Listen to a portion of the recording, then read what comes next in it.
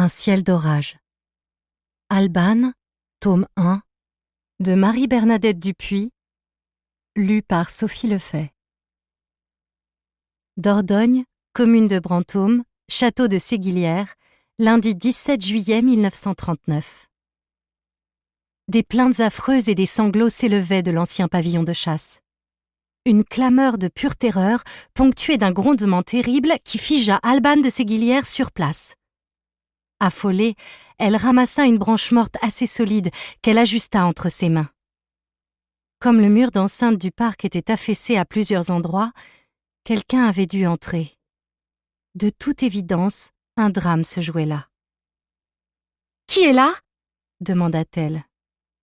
Un aboiement furieux lui répondit et un énorme chien noir surgit de la porte entrebâillée du petit bâtiment.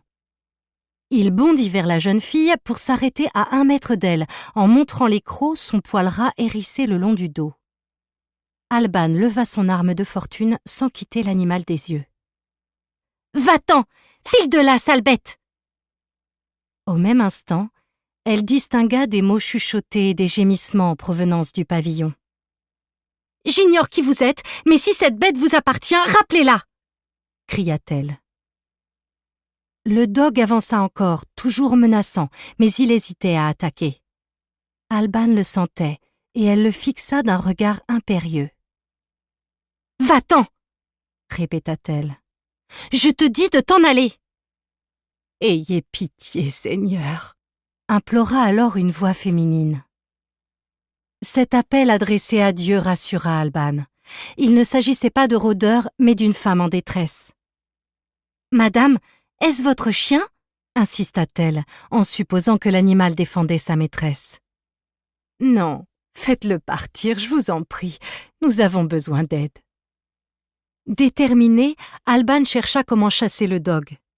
Elle décida d'être plus agressive et fonça sur lui pour le frapper sur le crâne d'un coup énergique.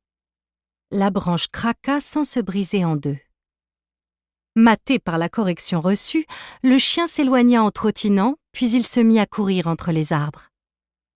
Les yeux couleur de noisette d'Alban eurent un fugace éclat de satisfaction.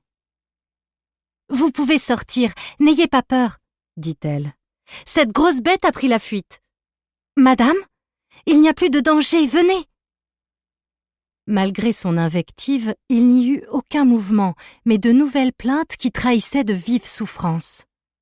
Très inquiète, elle courut pour ouvrir la porte en grand. Un flot de lumière dissipa la pénombre et lui révéla un spectacle qui lui arracha un cri de surprise. 2 inconnues étaient assises dans un angle de la pièce, l'une assez âgée, la seconde beaucoup moins. Cette dernière baignait dans une flaque de sang, le teint blafard, le visage en sueur. Son ventre distendu ne laissait aucun doute sur son état. « Ma fille va accoucher, mademoiselle », expliqua la femme dont les cheveux bruns très bouclés étaient parsemés de fils d'argent. « Le bébé arrive trop tôt. Nous avons marché toute la nuit, nous sommes venus à pied de Périgueux. »« De Périgueux ? Vous devez être épuisé, c'est à 27 kilomètres de Brantôme, » concéda Alban. « Nous avons fait plusieurs haltes. Nous avons d'ailleurs passé la nuit ici, mais ce chien a surgi. Nous avons eu si peur. Il aboyait de plus en plus fort. Il allait nous attaquer. Dieu soit loué, vous êtes arrivés. Mademoiselle, ayez pitié. Ne nous chassez pas. »